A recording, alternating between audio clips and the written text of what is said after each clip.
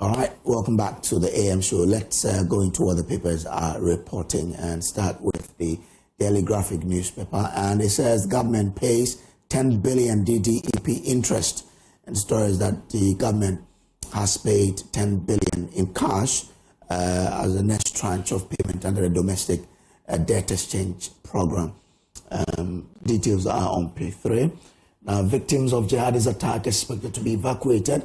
According to the Ministry of Foreign Affairs, they've decided to do medical evacuation of those who were injured to Ghana. And in that statement also added that the death toll has risen to 8 from what happened over the weekend in Burkina Faso. That has brought about so many discussions. Yesterday on the show, Professor Kwesi Ening chastised the ministry of failing to warn citizens of impending dangers in traveling to Burkina Faso. Details are there on page 13. Trade Ministry seeks strategic investor to revive Commander Sugar Factory. That story is on page 20. So they say they are appointing a transaction advisor to seek for that strategic investor to revive Commander Sugar Factory. Get details of that there. AAG demands clarity of a billboard demolition exercise. So those are on the front page. At the back page, Nalerigu resident welcome lifting of curfew. That's it's good news to them. But again, they should know that they play a role in whether this lifting will last or not. So our friends and brothers and sisters in Nalerigu, you'll have a role to play here. New Hajj village to be completed end of year. That's according to the Ghana Airports Company. Let's do other papers here. And the Ghanaian Times, it says President Mahama orders evacuation of injured traders. And that's the earlier one that was reported by Graphic there. That has been done on the so Mofa Fore signed landmark deal to digitize Agric. Okay, we'll look forward to that one, but the real work must be done, people. Police rearrest suspected cop killer, and IGP AG moved to compensate multimedia journalist after 8 years.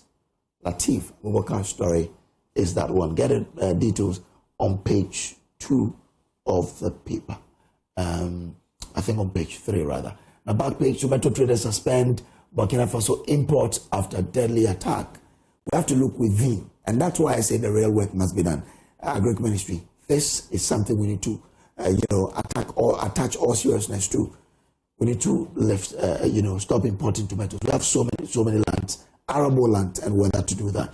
Protect Entamanso forest from destruction and encroachment. Ajinwo family urges government. That's Ghanaian Times. Let's do the insight. Mahama speaks on reparations for Africans is on page 3 of the paper.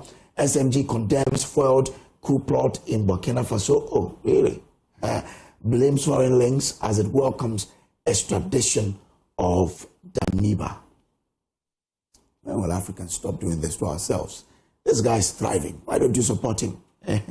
Anyway, also the U.S. using blackmail and coercion to intensify its blockade, says Cuba. Albert Asiedu Bodu honored for promoting employee well-being and love-centered workplace. Well, so that's the inside newspaper. Let's do other papers here. The Ghanaian publisher, Burkina killings in Team Kwadwo calls for swift action. He is the ranking on the Defense and Interior Committee of Parliament. He says that some swift action must be taken on the particular one that happened in Burkina Faso. We are being told the death toll has risen to 8, and that's why Reverend Tim Fojo, as a ranking on that committee, is calling for swift action. On cocoa price reduction, Afel Makin demands reversal. So yesterday, the majority in Parliament, spoke on that and said the government must reverse this. The communications head of Cocoa Bodies here will ask him for a response to that. Murder suspect rearrested. Those are on those are on Ghanaian publisher. The Accra Times, women empowerment a critical driver of continental progress. President Mahama says MPP's mismanagement forces Cocoa Board staff to cut salaries as reforms to resuscitate the industry continues. Mahama calls for unity and strategic reforms. Role of radio is indispensable. Professor Sekanku says that. Let's do the custodian good board puts on hold buying license applications. Minority Leader Lord Baumia's post-primary unity drive. And it comes with a picture of him and Baumia at their Thanksgiving service at UPSA. Baumia said he will unite the party. And Minority Leader says, having seen what is happening, he is applauding that. Now, suspected killer of police officer at Zebila arrested. Suwini launches 1 million fund to support 5,000 women entrepreneurs. That's the MP for Tamale North there doing what he can to support entrepreneurs in his constituency. InnovTech STEM students shine at Ghana's first robotics dining. Restore 3,625 per bag to cocoa farmers. Minority tells government. So that's the custodian newspaper there. Economy Times, bank lending rate fall in response to latest BOG benchmark interest rate cut. Really? As the lending rates reduce, they have to be checking what the banks are giving. Maybe when they check, they will get to know what is really happening. GCB Bank prepares to launch non-interest banking window as board embarks on partnership visit to IIFM. That's the International Islamic Financial Institution there. Well, let me come in studio and welcome my guest for today. We've been joined by Kwadwo Poku. He is a regular on the show. He is a member of the MPP's Communications Directorate and the Executive Director for INSTEP, yeah? INSTEP, Institute for Energy Policies. Yeah, INSTEP, that's in there. And then Jerome is the Sam Jerome, Head of Corporate Communications of COCOBOD. And he is a Coco one's son. Hi, how are you? Good morning, Kwadwo. Good morning, Sam. Everything good? I'm okay. Yourself? I'm good. Okay. We'll also be joined by Professor Mansapon. He's a Senior Research Fellow, Kumasi Technical University, and Dr. Kwame Asante. He is with the Political Science Department, University of Ghana. He'll be joining us as well.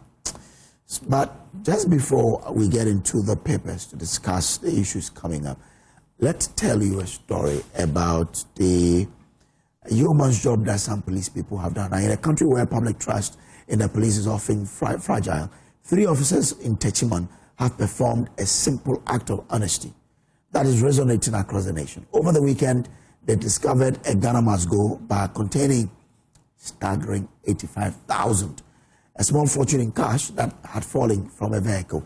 Instead of looking the other way, they looked for the owner. That's wonderful, huh? Another Sabbath has a story of the dawn encounter that turned into a powerful lesson in integrity. Watch this.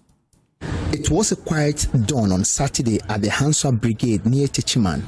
The world was just waking up, but for 3 officers stationed here, their day was about to take an unexpected turn. They spotted something by the roadside, a bag, the kind popularly known as Ghana must go. It had apparently fallen from a speeding vehicle. Their first instinct, to check for identification. They found a name and a phone number written on it. But when they opened the bag, the contents were staggering. Packed inside in neat stacks of 5 cedis notes was a total of 85,000 Ghana cedis, a small fortune. On the 14th of February, in the early mornings, I received a call from our officers on the snap check duty at Hanswa. The officers, Inspector Apia, Corporal Emanuela Asibiri, Corporal Inusa Shaibu, and Sergeant Albert Nkatia reported that whilst on duty, the officers found a bag, the Ghana must go type. And upon lifting it, they realized that it was quite heavy. In a country where mistrust of the police is high, the easiest, most cynical path would have been to keep the money. No one would have known. But these officers who are being honored today didn't hesitate. They made a call. So the officers called a number and Ofori responded. They asked him whether he was expecting any parcel.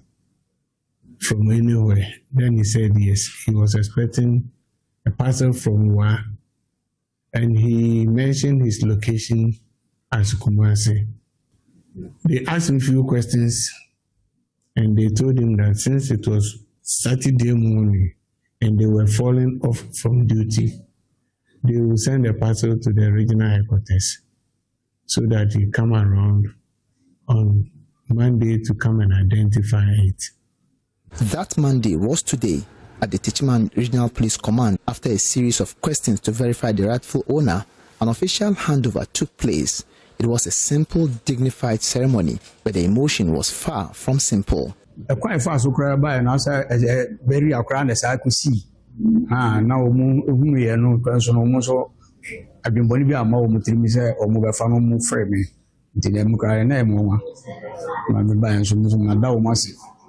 The man who lost the money, Stephen Ofori, stood before the police officers who could have changed their lives with his own cash. Instead, the actions changed his perception of an entire institution.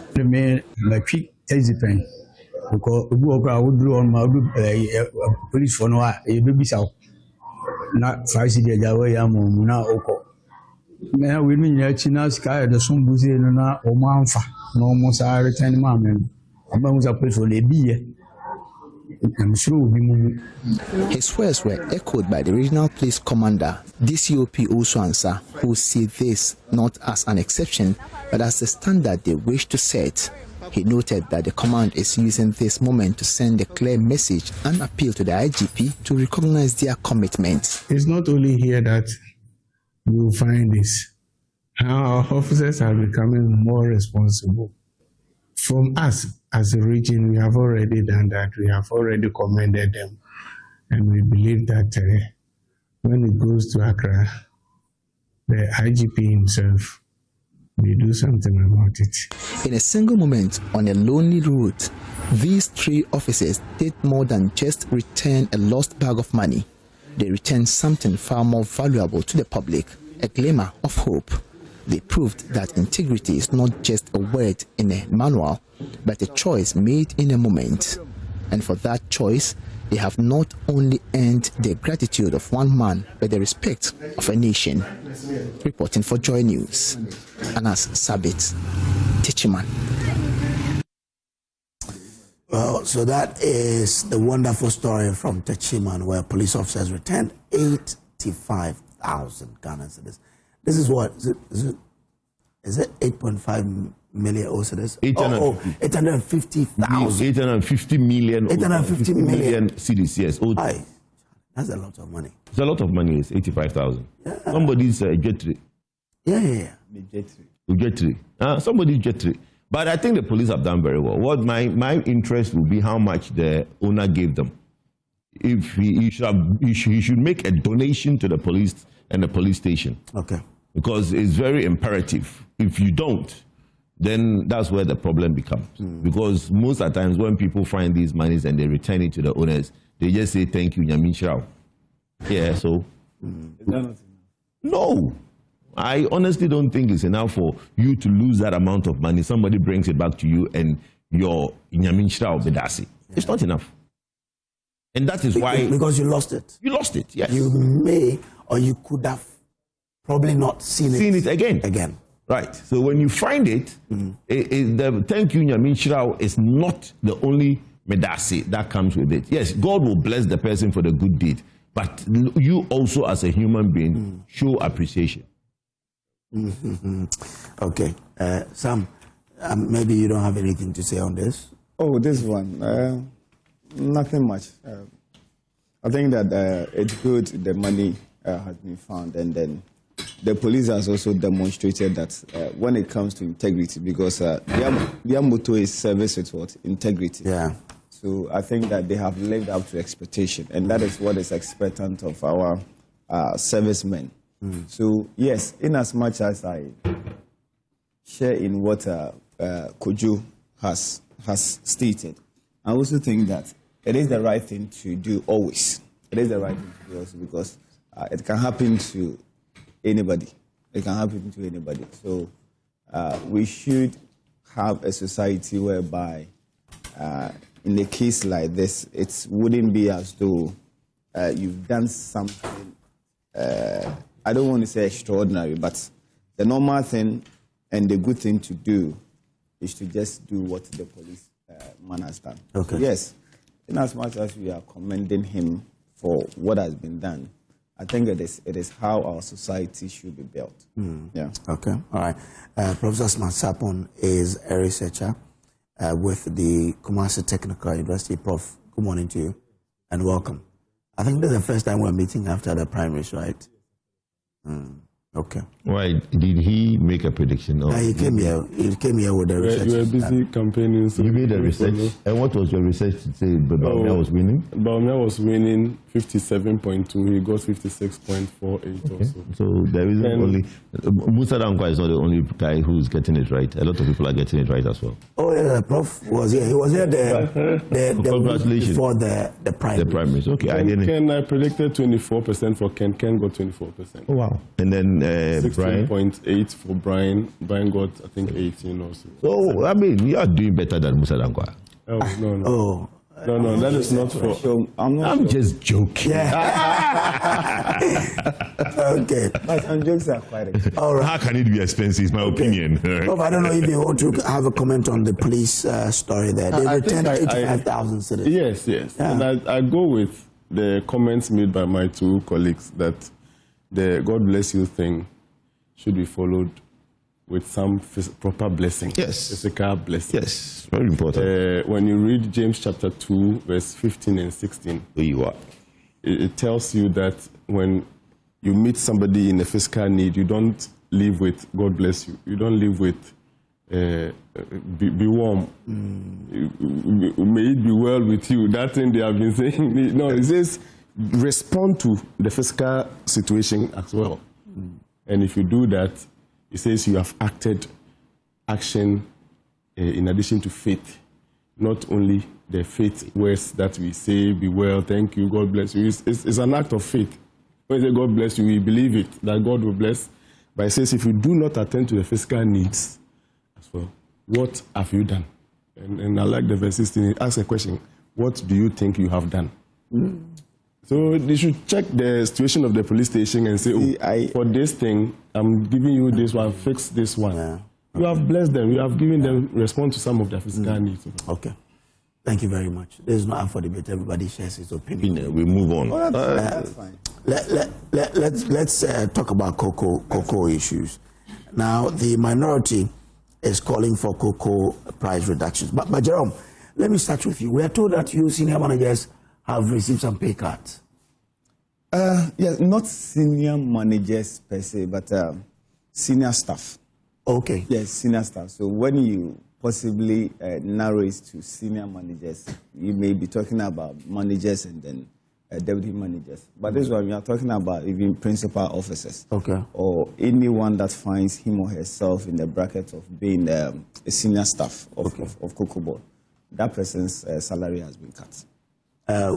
We're told this is up to March, up to the end of the cocoa season. Yes, up to the end of the cocoa season. Yeah, cocoa season. So somewhere September. Or the cocoa season will end in September. Yeah. No, cocoa season ends in the light crop. You start the new one in September, so why are you ending it in September? So the cocoa year starts 1st of October.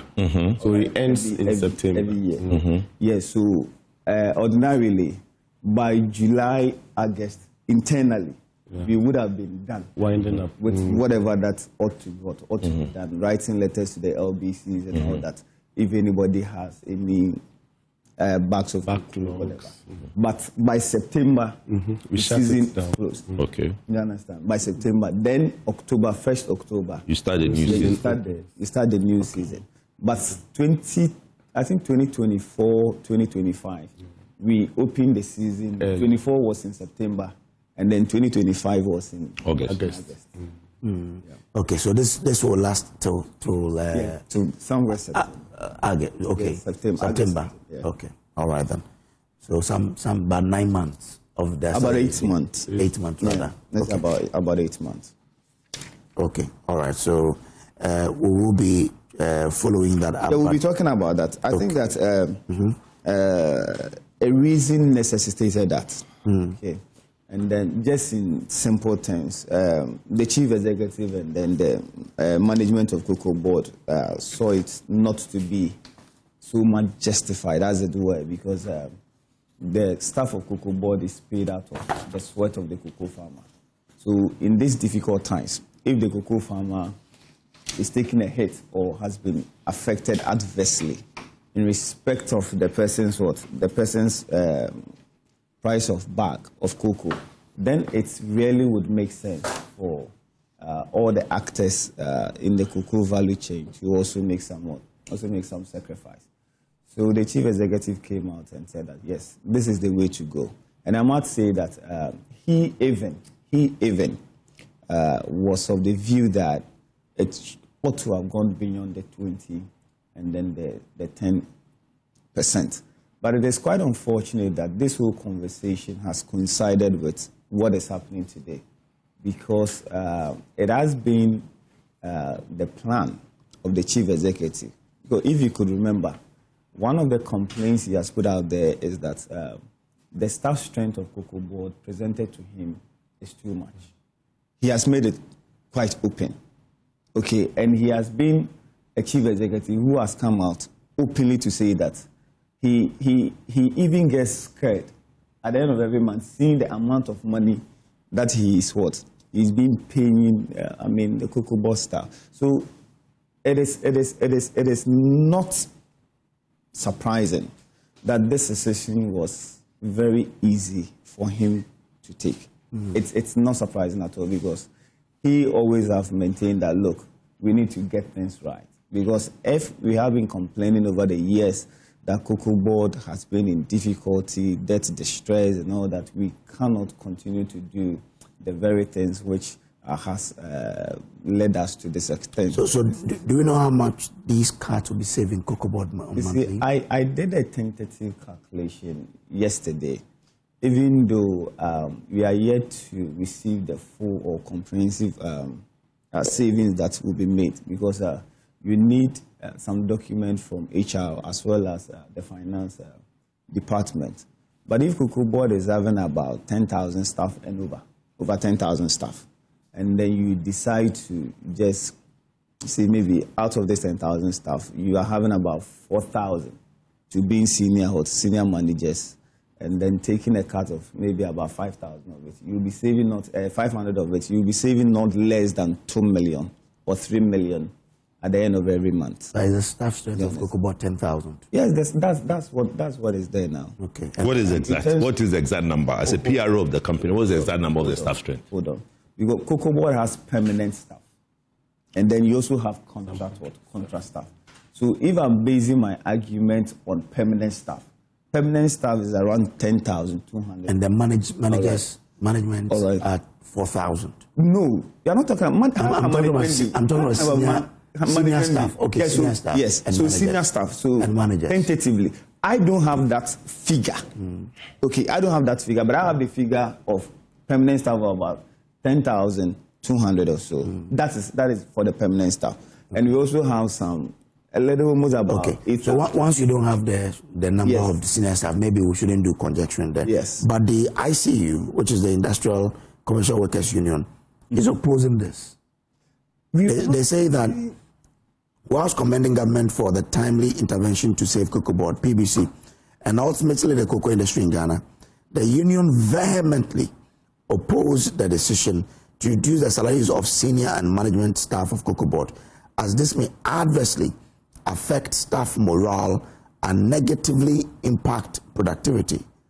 The decision to reduce the salaries of senior management staff of Cocoa Board, some of whom are unionized by 10-20% respectively, is totally unacceptable, given management of Cocoa Board took the decision without recourse to the rules of engagement required by the labor law and our collective agreement with the relevant social partners, namely ICU Ghana and GAWU of TUC.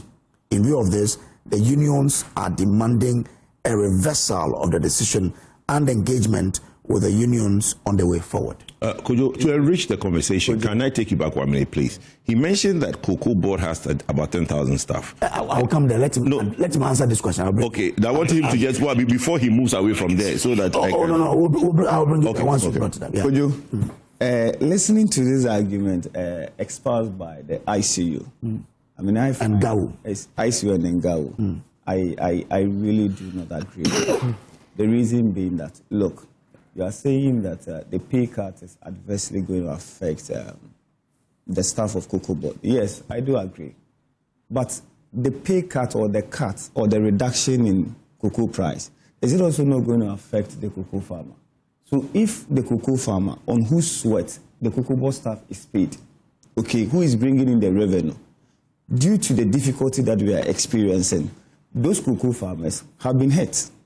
So what is the justification for us to say that we will be what? We will be affected? No. I think we don't have the moral justification. Of course, somebody can argue legally that ABC should be done. But we should just put the legal aspect aside and focus on if you are morally justified to continue to take your salary as compared to the one bringing in the revenue who adversely has been hit. I think sometimes we should be human and understand certain decisions that have been taken. We all agree that we are not in normal times in the cocoa industry or sector. So if we are not in normal times, why must we continue to do the very things that has led us to this extent? Nobody is saying that this decision is permanent. The same thing as applied to the reduction in the price of what cocoa. But for now, in the interim, what are we doing to resuscitate the industry? What are we doing? Are we to pretend as though nothing has happened? Then what kind of signal are you sending to the cocoa farmer? What signal are you sending to the cocoa farmer? So what justification or what moral authority would I have if I should go back to my own very people, the Seshis, where cocoa is coming from? I tell them that, look, I'm working at Cocoa Board. I am being paid out of what? Out of your sweat. But you've had a reduction in your price per bag of cocoa. But I am receiving my salary. My salary is intact. I mean, sometimes we should just add human face in some of the things that we do. Of course, we are not expecting the union to be in tandem with the decision that we have taken as a board. But we should understand and appreciate where we do find ourselves. Because if you don't, you just miss the point. You're just going to miss But so how do you address their concern of that affecting staff morale? Then if you are talking about affecting staff morale, I have told you, the existence or the relevance of a Cocoa Board staff is contingent on the cocoa farmer working. So if the cocoa farmer is also or losing the morale to work, what or where lies your fate? Okay, all right. Where lies your fate? So if tomorrow all cocoa farmers are saying that we are not going to work again, okay, or we are not going to cocoa farming, tell me of what significant or important is any staff of Cocoa Board? Of what use is any staff of Cocoa Board? So it is not a matter of staff morale or not. But I strongly believe that yesterday, interacting with a session of the staff, they did indicate that if we are to sacrifice to make the industry work again, we are highly committed to doing that. Okay. Because that is where we get our daily bread. Thank you. So if the industry collapses, where are we going to get paid? Thank you very much. There's a question I wanted him to clarify for us. He says Cocoa Board has about 5 subsidiaries.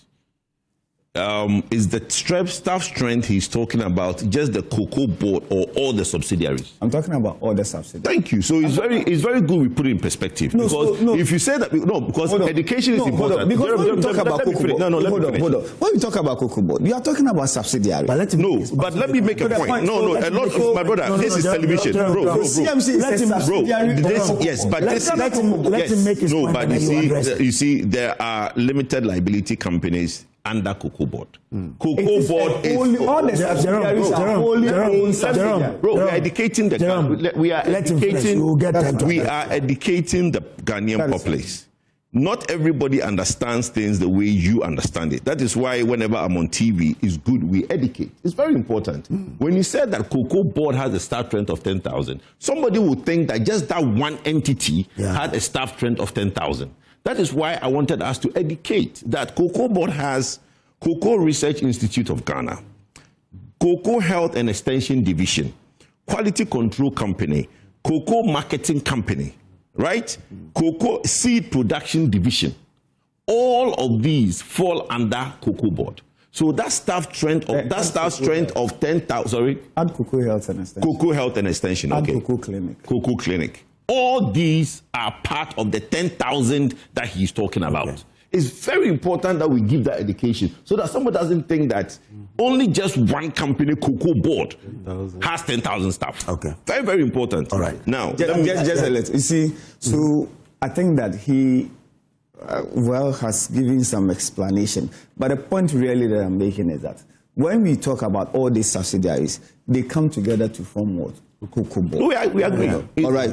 Cocoa Board. Okay. So if I said on TV or radio, and I do see that Cocoa Board has a staff strength of this, it is applicable to all the subsidiaries, divisions, and departments. The clarity is very important. The clarity is very, in the space of politics, is very important because somebody said, hey, Cocoa Board staff from say 10,000. You see, so brother, I do the politics, so let me do the explanation. Now, I do the politics. And I have my time. I do the politics. I do the politics. Okay, go ahead. And I do the politics myself. But anyway, it is an explanation which possibly you have offered. But the point that I was making is that, I mean, when we talk about, as Prof was noting, when you talk about Cocoa Board, we are talking about all this subsidiary. That is why I say CMC is not detached from Cocoa Board or quality control. It is not a standalone company. Okay, but it's a good clarification. Right? Now, before I continue, I'll let you come in, but let me let him address some. The minority is also calling for a reversal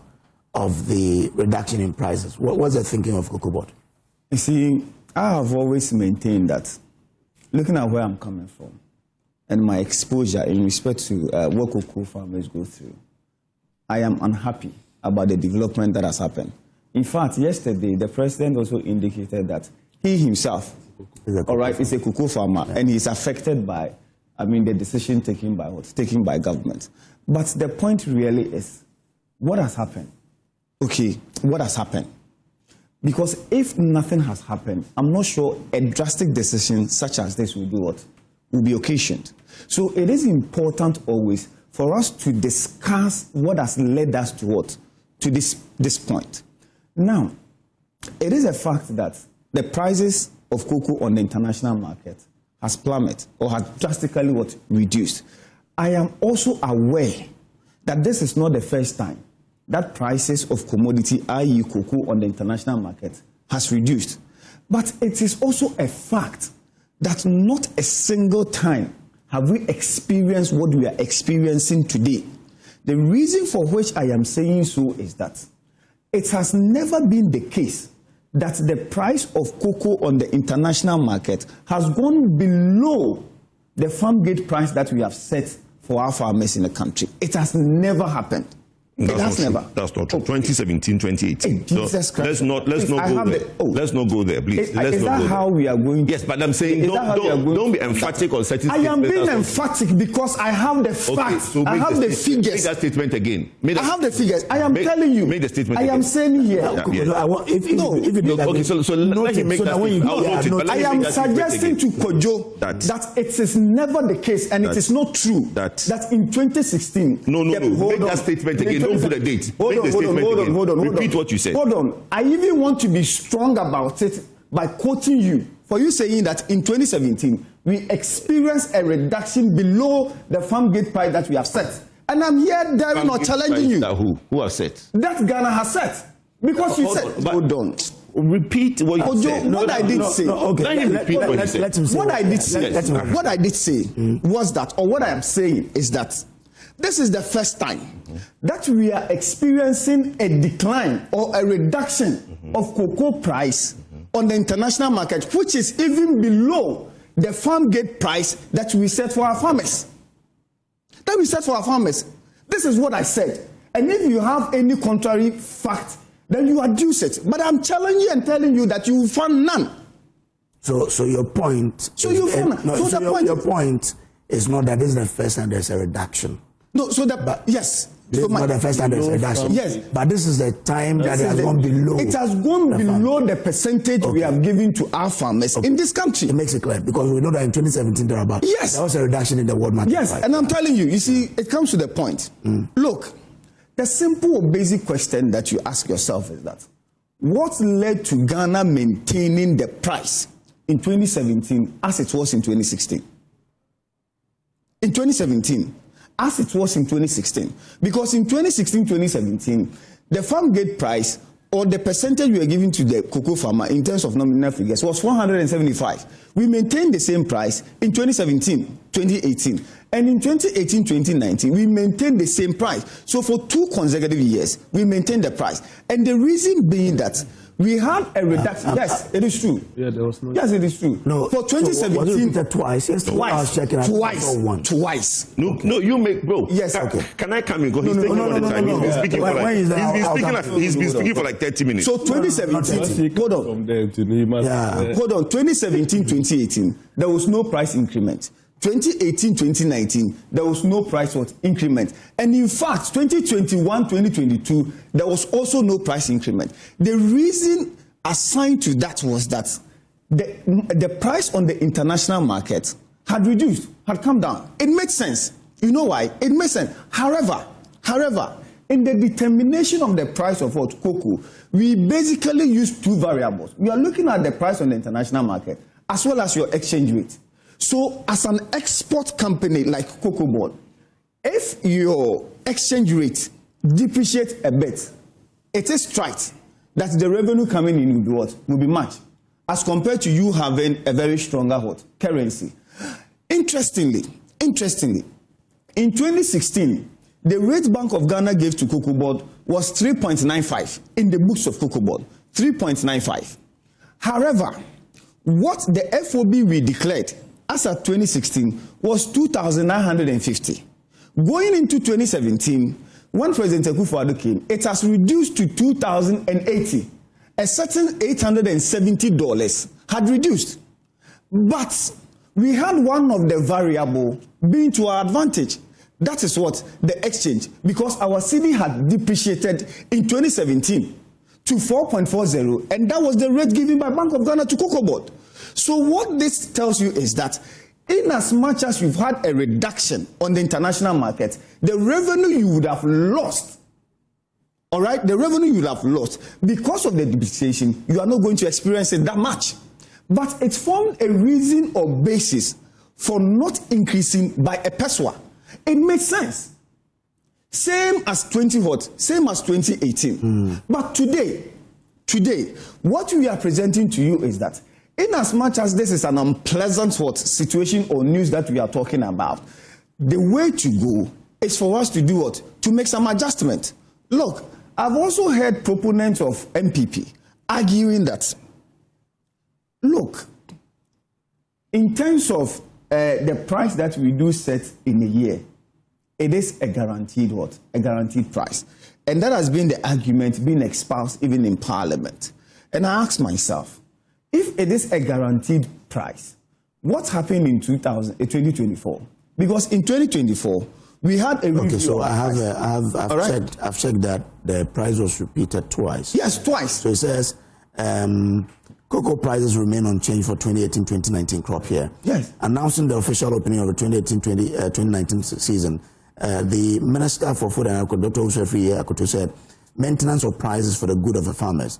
Government has maintained, it says, the price was also same in the 2016-2017. Yes. So they met it in 2016-2017, kept it for 2017-2018. Yes. And 2018-2019. Says, however, the Ghana Cocoa Board said the government must draw a roadmap to clear the outstanding debt of $1 billion accrued on its books as a result of maintaining the producer price of cocoa in the 2017-2018. So that is fine. So, yeah. I mean, the point has been made that for 2017-2018 and 2018-2020. So coming back to the guaranteed price. So what happened in 2024? 2024. So you wrap up for me. Yes, 2024. So that I go to that, I guess. We set the price. We gave the farmer 3,000 Ghana cedis. And after a public outcry, we increased it by another 100 Ghana cedis, which meant that there was a review. Subsequently, last year, 2025, we set the price in August, gave the farmer a certain 3,228. And then just about 2 months, we had a review of it. What necessitated the review was that we have had a depreciation in our currency. We have had a depreciation in our currency. So if you have had a depreciation in our currency, it meant that we were raking in much revenue. So the cocoa farmer deserves what? A better price. So we further had to do what? To increase it. And that ought to have been the position. When you had a depreciation in your currency, you decided to maintain the price for 2 years, arguing that on the international market, it has reduced. Today, there is no single person on this earth that would argue that the prices of cocoa on the international market have not reduced. And I have even come into... So you said when you reviewed it upwards? Yes. We reviewed it upwards in 2025. We reviewed it upwards. Let's, in 2025? Yes. When? In October. So we did set the price in August, which was 3,228. And subsequently in October, we further reviewed it upwards and set it at 3,605. So that was what? That was an upwards adjustment. But the point really that I want to put across is that if you say it is a guaranteed price, then it is going to be static, or it's going to be unchanged for the entire season. But we have variables being determinant of the price. So you're not going to reverse the decision. Hold on. I need to move on to the as to reversing the decision or not, I sit here as the head of public affairs for Cocoa Board, but I don't sit here to speak for cabinet, because this was a cabinet decision, not even a Cocoa Board decision. But I'm telling you that it is important for us to scrutinize what has led to taking this decision, and also what have been the measures that have been put in place to ensure that we mitigate the challenges that we are facing today. That is the most important thing that we need to do. Let me bring discuss the measures being put in place, and I'm sure I'll get the opportunity. Let me bring you You've spoken for 1 hour. Which opportunity gave you? If I've spoken for 1 hour, then don't worry. No, I'll just do what he did. Let me greet all Muslims, and let me greet greet Dr. Mahmoud Baumia this morning, and greeting all Muslims at the start of Ramadan. May Allah shower them their grace and endless blessing on all Muslims. Now that is out of the way, let's get to what my brother is talking about. You see, let me tell you something here. Let's not lose sight of what brought us here. Everybody wants to do the plenty talk for Ghanaians to lose sight how we got here. NDC is in their second year, not in their first year. Let's put that in perspective. They've enjoyed the beauty, the largesse, and all the things of that office for 1 year without any problem. They traveled around the world, they've done multiple trips, done board meetings in Ghana, UK, Cocoa, done all the things they need to do, enjoyed, bought multiple expensive cars, no problem. Kwadwo Poku wrote a paper last year, May, saying that we are heading for this problem. Reason being that we started with artificial adjustment of our currency, where we were making the cedi too strong. And I said that this is going to affect the cocoa industry, because there are two variables that comes into selling cocoa. One, your price, your local currency, because you sell your cocoa in dollar, and when you repatriate the money back, you need to get cedis enough to beat your commitment. Two, there is no institutional memory today in both Cocoa Board and CMC. The CEO of Cocoa Board is new. The CEO of CMC is new. In fact, the DCs, the Deputy Chief Executives in Cocoa Board, all of them are new. Deputy CEO of Cocoa Marketing Company is new. None of them were even brought in from within. They were all brought from outside. So when they sit to make decisions, there is no institutional memory. Now, my brother talks about, let me address something that he said that is wrong. My brother, listen. When you are selling something on the world market, the FOB, the world market price, is very important. Because, you see, they keep trying to say a percentage. This 70% guarantee price and all these things, it is something that the NDC have put around their neck. It has never existed. Nobody guaranteed the farmer a certain percentage. In the year, what the cocoa board does is look at the prevailing conditions and set the producer price. The reason the cocoa prices in those 2 seasons were not changed is not that the FOB in the world was the same. In 2017-2018 crop season, the world market price was about 1,700, 30% lower than what it was the previous year. Okay, so let's listen to this very well. You are saying that there's never been a time where the price given in the world market price is lower than the farm gate. It's not true. In 2017, it is in their document, in the 2024, what do you call it, financial statement issued by Cocoa Board themselves, 1.8.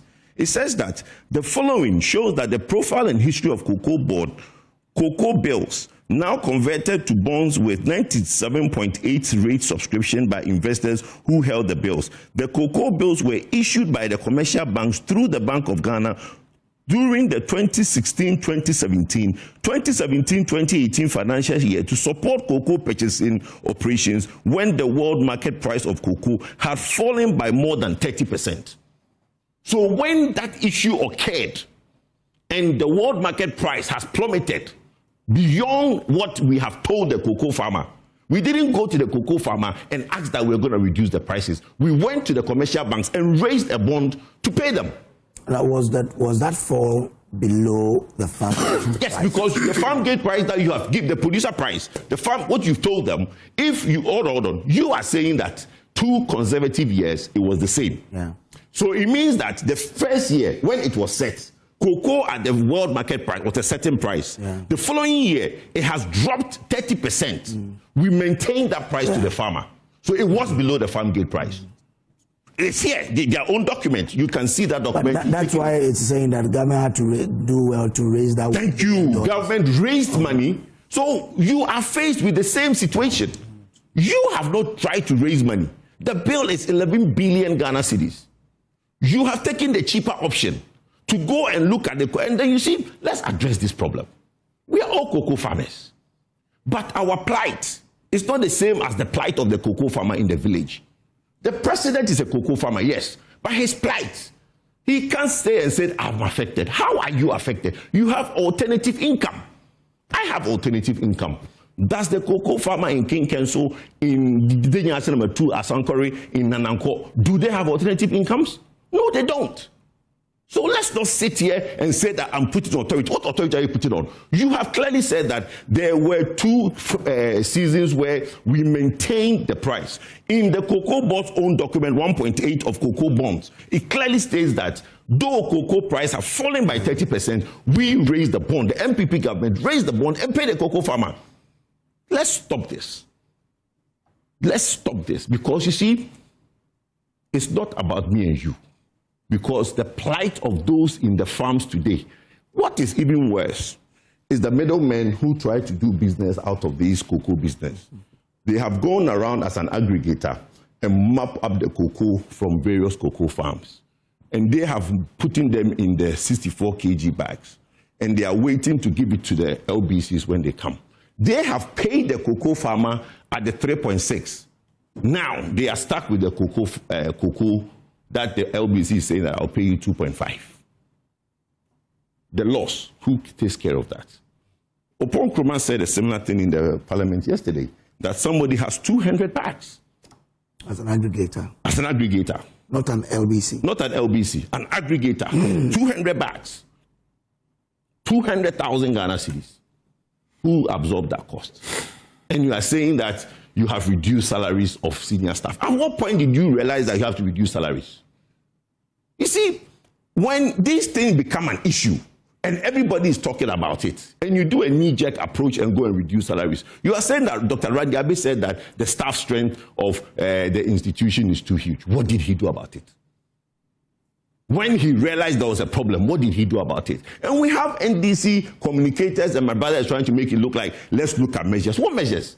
You guys announced that from now onwards, we are going to process cocoa locally. Ask him, since they've taken office in more than 40 months, have they ever met the cocoa manufacturing companies in the country? The ones that they met last week. the Niche and all these companies, have they met them in their office? Let's stop this cheap politics. You cannot just wake up and say that you are going to process 400,000 tons of cocoa. And then you've never, in your 14 months, Dr. Randiabe has not met any of those people. That is not true. Bro, you've my brother. But you are an outsider. You are making it like... not an outsider. Are you an outsider? Listen to me. We have... Can I ask you a question? Okay, Niche Cocoa.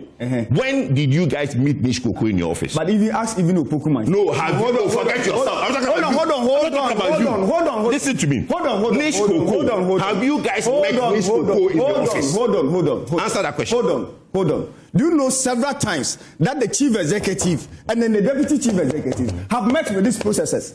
How many times? How many times? Uncountable. Put it on, breezy. What are you saying? It's not true. Because what are you saying? What is uncountable? Why are you behaving as though in terms of this simple managerial stuff? There is no such thing as uncountable. Hold on. Do you know the pressure of meetings? Do you know the pressure of meetings that have... Let me come in. Do you know the pressure of meetings? I asked a specific question. And I've given you specific answers that on countless number of times they have met. In your office. You are saying that it is in your not office. This is the question.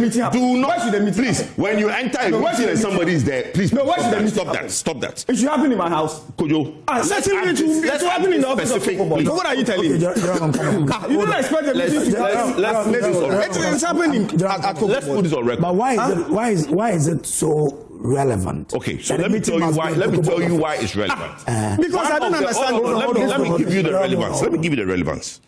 When there is a problem. But the fact is, there have been a meeting. Jerome, hold on. The fact is, there have you been get your a time. meeting Jerome, between the processes and then the management of Cocoa Board. And that should be established. Jerome, if you don't sit here and spill this lie on TV that put it on record that it's not true. I am also suggesting to you that it is true. And you are telling lies. And you are telling lies. Let me say this. What are you talking about? Jerome. Let me say this. Do you know the role he played by the processes? Jerome, when he was doing it, I stopped him. Listen, but he's spewing lines. Hold on. That's why you are here. Let me tell you. So write it down. You get your time. If after writing it down, you close. Let me tell you the essence. But you don't mind the show that way, please. Let me tell you the essence of meeting these people. If you come into a position and there are industry players and you feel that industry players are part of your solution, you don't only get into problems, then invite them to a meeting which was organized. Hold on. Was organized. Write it down. You don't just invite them to a meeting which was organized by the trade minister and the finance minister, where you will sit them there and sit Edmond Poku and all these people there to the cameras. The point I'm making to you is that when you came in and enjoying the lagresse of that office, these people have been seeking appointments and you've never given them the appointment. And I'm telling you on record that they have not met. Which record? Who told you? My brother, I'll keep my confidential information. Why? Hold on. I'm not going to put my confidential information on record.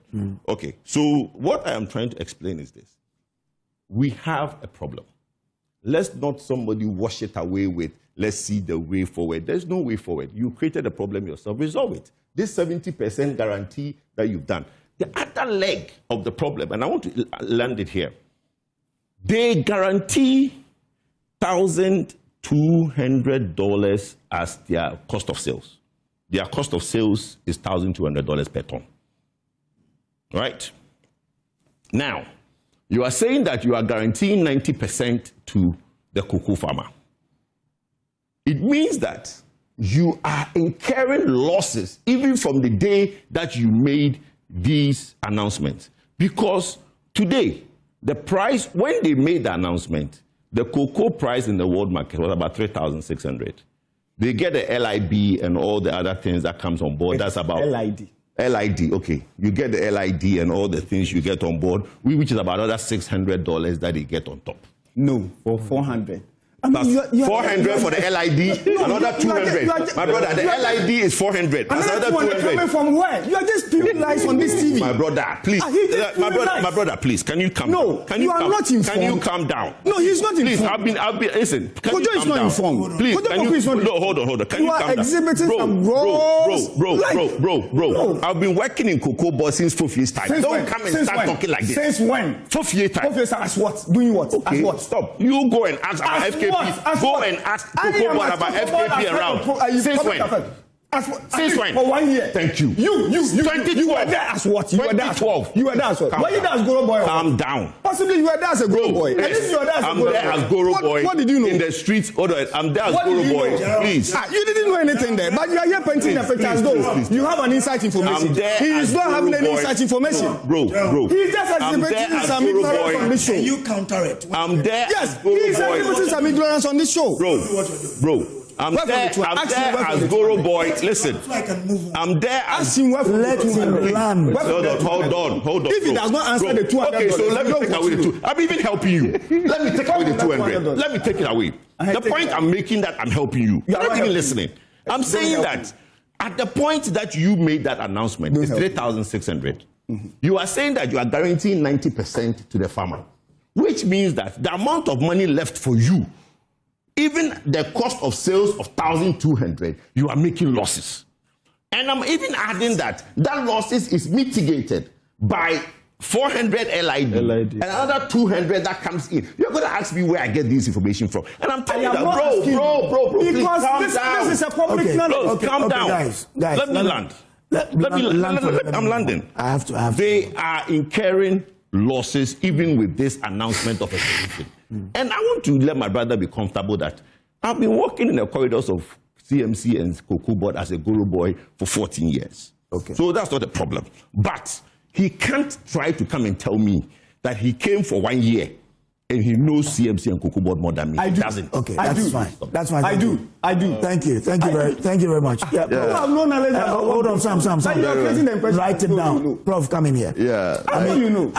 How do we address Why should I sit down and make you suggest that you know? When minority says reverse it, the ICU and Gao says we oppose the reduction in our salaries, Cookbo says this is the best we can do.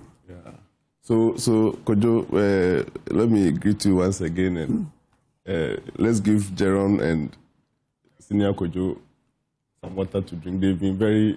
No, he's the one trying to very busy this morning. Why? Me and being mischievous. But this is how I see the situation. I think fundamentally, we all, both majority and minority, NDC, and NPP, every citizen would see the reduction as unfortunate for the poor farmer. I'm using poor farmer because, like Kojo said, there are some of the farmers who are not poor. President Mahama is a farmer I know, but he cannot say he's been affected. I mean, what kind of effect?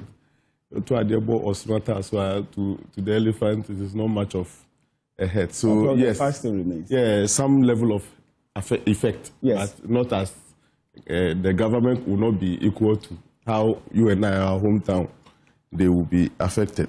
So it is an effect on the ordinary farmer, and that should center, for me, center in every conversation that we have. But I hear the defense and the counter defense and all those things, and we appear to be suggesting that it is nobody's making. I mean, when you sum everything up, it becomes nobody's making that the ordinary farmer is suffering. You follow the arguments that are going on, it becomes nobody takes responsibility. Majority, Dr. Raniabi and his team says it is somebody, it's everybody. It is the world market price, it is this, it is the previous government, it is the that, it is the that. It is everybody except themselves. Like, so I wanted to find out, what do they also admit as their role in getting us to where we are?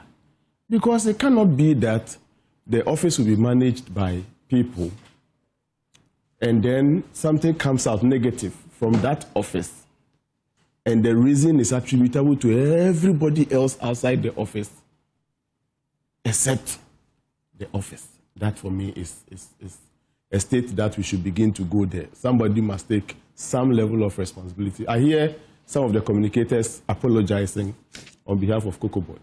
But, I mean, Jerome is here. I have not seen Cocoa Board itself officially. Oh, no, so kind of, the chief executive, that's what I want. No, the chief executive has on countless times, rendered an apology. And I even sat here and I said that this is an unpleasant situation that we do find ourselves. But the defense sometimes overshadow Let's have the farmer number one as our. The difference only comes in when the other side brings the position. Yeah. Try to create the impression that they suddenly love the cocoa farmer more than what the government that has sought to securing the yes, but Kojo, even though price, and I hear people make that argument that pricing and then exchange rate, world market price and exchange rate are the two major effects of cocoa price or how we determine our price here in Ghana. We leave out, I don't know whether it is deliberately or not, time. Because in any market that exhibits volatility, you strike when the iron is hot, when the metal is hot, because you do not know the next spike, whether it's going to go up or come down. That would have also been somebody who are your trading experts, and I don't expect Randy to be a trading expert, everything all in one. There are people who are supposed to be managing some of these things in the office being paid. Who are those that do the trading for Cocoa Board, and what was their advice?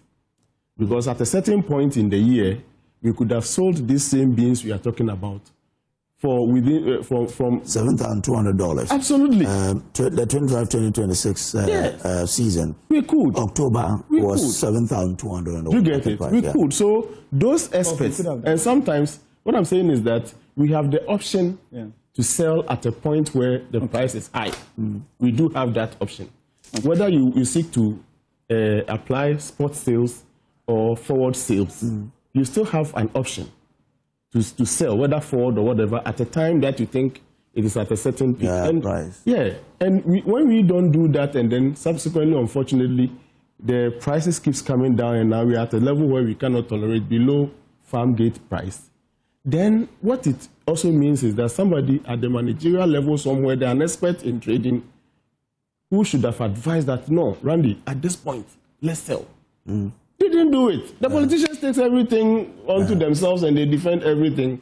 When we must actually question those experts in there and what their advice were at the time that we should have sold this cocoa that we didn't sell. So they gave them that advice. They did not take. They gave them that advice. I am adding the bit of timing. And for me, some officers in Cocoa Board must take that responsibility. Yeah. Why they didn't sell when the price was high? Absolutely. Some experts in there must. Maybe they were thinking the price will go up. Yes. They were giving them the advice. They were not taking. So they have to give them mandate to sell. They were not giving them the mandate. That's fine. Let me listen to Prof. Let me listen to Prof, please. So that's one thing I want to bring in, that some price, world market price, yes, exchange rate, yes, but the third bit, which is the timing, the duty of some experts over the decision not to take. And I think it is one leg on which Cocoa Board must also accept some level of the responsibility, other than pushing it on almost everybody except them. Then the second thing I want to talk about is the guaranteed price.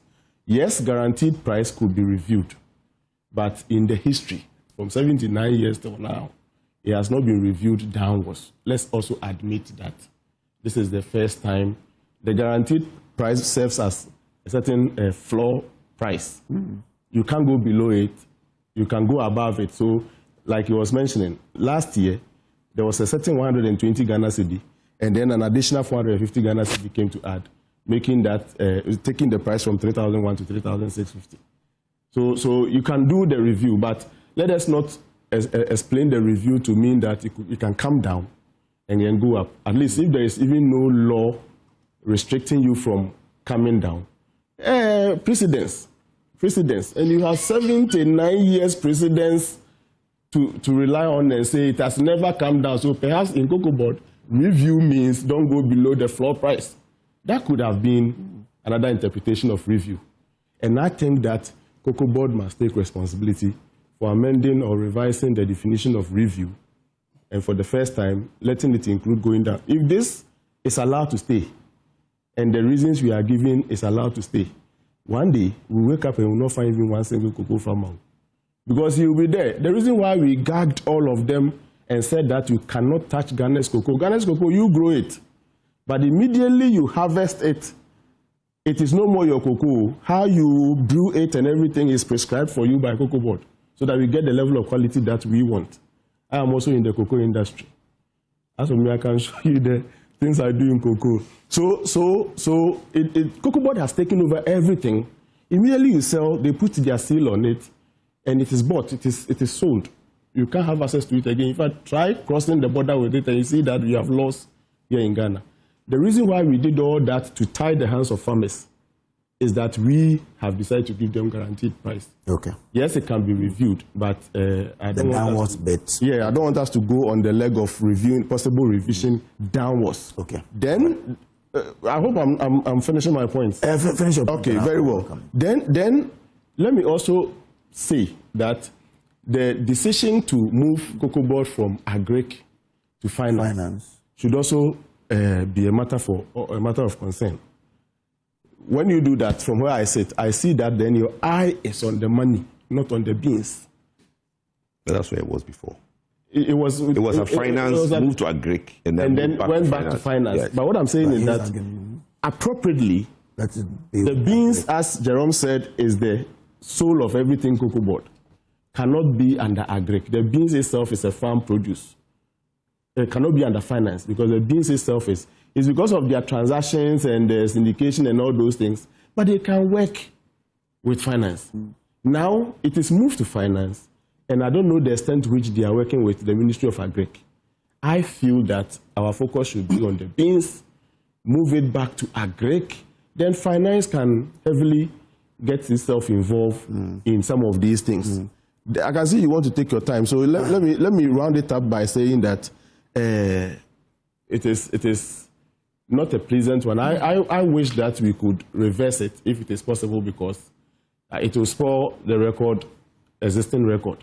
Okay. And I'm not sure politically it is even going to be good for the NDC to take this decision. Okay. Let us find a way of holding them up now in this bad time, so that when the good time comes, we can have a way of recovering whatever losses we will do by supporting them now. Okay. Jerome, we are selling the cocoa on the same market as Cote d'Ivoire.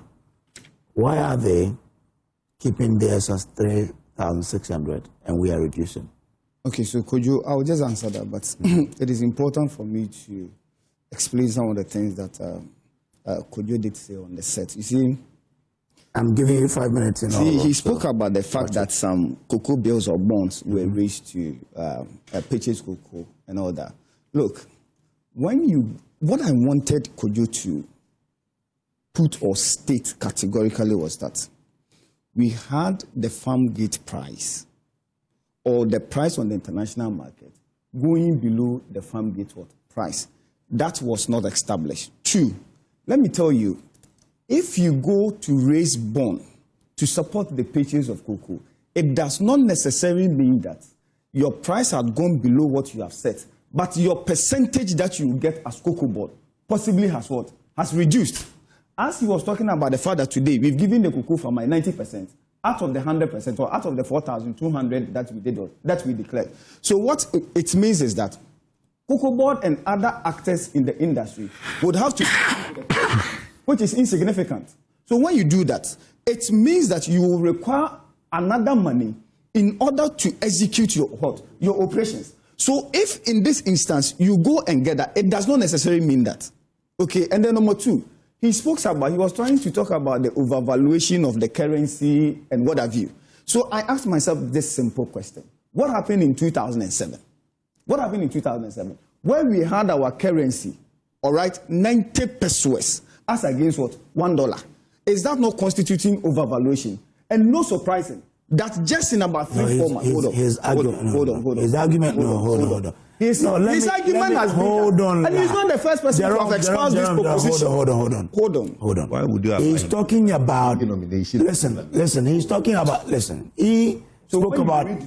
What are you doing? No. He spoke about exchange rate, and not the redenomination of the. No, hold on.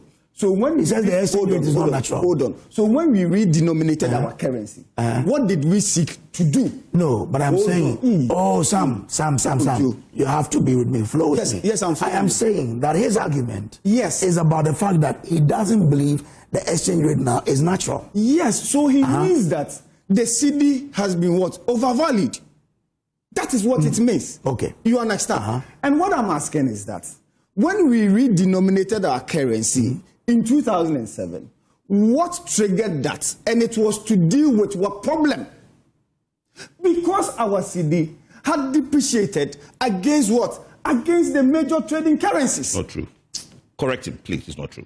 Correct him. Hold on. Redenomination Give and him appreciation of currency is not the same thing. The dollar at that time was 9,200 cedis to the dollar. When we redenominated, it became 9.92 pesos to the dollar. It didn't appreciate the value. What we did was that before, you need so many notes. Do you know? No, hold on. Let's educate I'll give it to you, don't worry.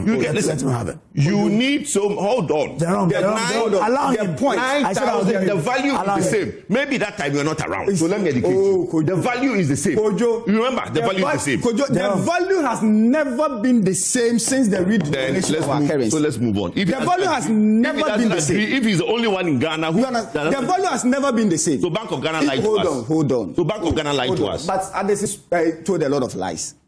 Addison. But that time wasn't Addison. I know, but what I'm telling you is What that are you talking saying that about? You don't even know the Bank of Ghana governor who did that. Well, it wasn't Addison. Please, my brother, calm down. I am not saying calm down. But you said I told lies. Where does Addison come in? I'm just making a Allow him. State it when I come to you. A statement which are untrue. Go on. So what the point that I'm making is that when you did the redenomination, what happened was that your cedi, in fact, appreciated. Why you had a 90 pesos as against what? As against $1. 90 pesos as against $1. Just about 4 months. We had a sharp depreciation in our currency, about 40% depreciation as against what? As against the major trading what currency, i.e. the dollar and then the pound and the pound sterling. So if you argue this way, then you subject yourself to be what? To be questioned. Now they have spoken about trading what? Trading decisions. And that brings into play, that is the forward and then the spot sales. Let me just give this simple education. Do you know why we were doing the forward sales? Some 34 years ago, when we introduced the syndication, before you can procure the syndication, you needed a certain what? Guarantee. And that guarantee that you needed was the contract that you signed with the off-taker. That out of the projection that I have made for a particular crop season, I am going to cede this percentage to you in order to form the basis for me to do what? Secure the loan, bring in the revenue, and then give a portion, a greater portion, as seed money to the LBCs to do what? To buy the cocoa. So if you don't do that, you will never and never get the syndication. What happened in 2023? What happened in 2023 was that we did this syndication. We projected to have 800,000 metric tons. Out of that, we committed 787,000 out of the projections that we made, which was about a certain 98%. What as forward? At the end of the day, we were unable to supply about 45% of this 787,000 that we did, and that brought about the what? The rollover. Now, we are talking about trading. The rollover was how much? 333,767. When you took it, how much was it? That is what I've told you. But when we took over, was it 100,000? It was never 100,000. When we took over, it was 333,767, and it is captured in their own books before they left. It is captured in there. You've heard Fifi several times to say that it was even in the handing over note, but Dr. Ranjabe failed to do what? Failed to apprise himself. So it is not a lie. That's what but the point I'm making here is that now in 2024 you move away from the syndication because the syndication had failed. So the model you were practicing was that now the off-taker comes in to say that I will pre-finance the purchase of what? Your cocoa. However, these are the conditions that I'm giving you. In 2023, you had a contractual obligation with me to supply or to give me 787,000. You were unable. It was at a certain what? At a certain price, which was 2,600. So going forward, the price on the international market had increased from the 2,600 to about 4,850. That was what Cocoa Board then declared. So if that is even the case, then it means you need a certain amount of almost about $2,000 or more. All right? $2,000 or more. So the trader or the off-taker, you think, excuse my word, the off-taker is so foolish to say that before I give you my money, I will not demand that you supply me what you need to supply me at that price. And when you supply me at that price, that is why I will sign a new contract with you to purchase your new what? Your new beans. To purchase your new what? Your new beans. So in your process of supplying the person the rollover that you owe to the person, if the person had projected to get maybe about 100,000 metric tons, and then you owe me 50,000 metric tons, how much of a quantity do you think he will buy from the new contract? It's not 50,000. So if you are having in excess of about 400,000, and the person has reached the target because of your inability to supply to him the previous year, what has this got to do with trading decisions that somebody has done? Somebody has taken. Okay, so having in mind that you had no money seated there as what? As syndication, where you have taken a portion of it as what? As seed money. So when I hear people argue that you took a trading decision which has negated the activities of Cocoa Board, I really cannot fathom where they are getting this idea that is putting it across. Thank you very much. Thank you very much. Hold on. I'll give you 5 minutes. Hold on, I'll come back to you. Yes. Let me quickly add small, information to the trading decision Jerome just landed on. So before you set the new price for whatever season you are going to start, all these things are taken into consideration. Okay, so my point still remains that the farmers shouldn't suffer the way they are suffering. So you would have to look at what is left for you to supply. They did. And that's I wanted to ask a question. That's what I wanted to ask a question. You factor it. Yeah. That is why in 2024 the price peaked almost about $12,000. Yeah. But because of the chunk of rollover, it had to weigh the price which was declared by Cocoa Board very down from 12,000 to 4,850. And out of it, 63.9% was what declared.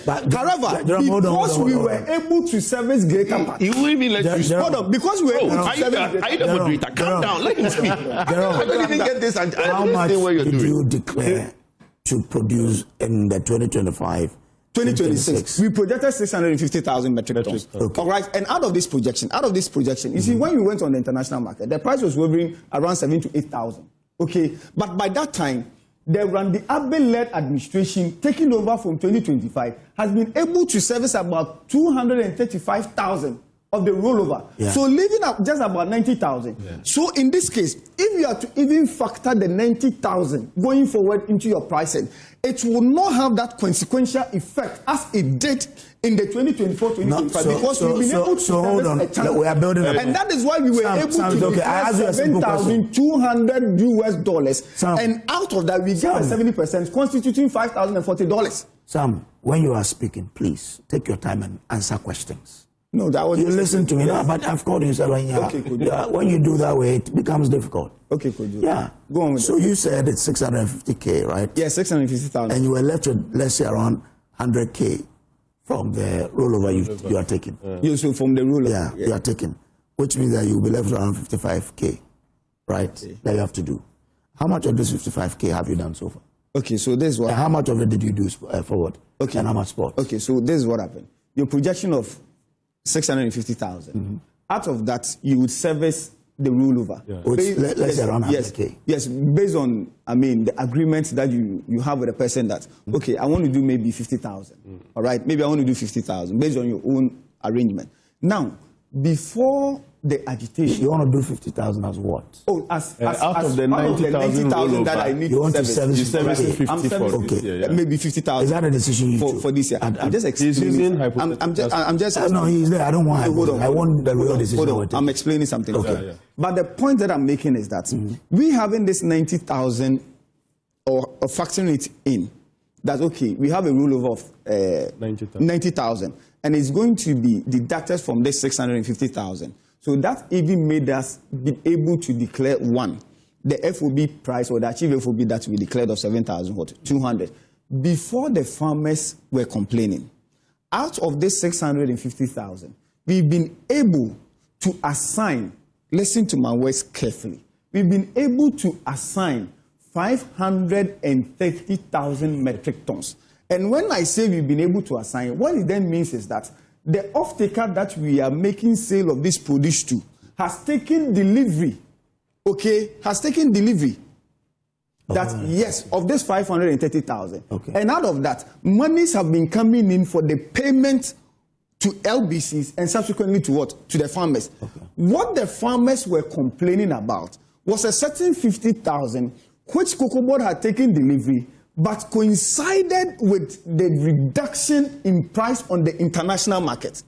So when this happened, because you did not do syndication, and because the off-taker now is pre-financing, the person is also taking his what? His decisions. As to, I am pre-financing you anyway.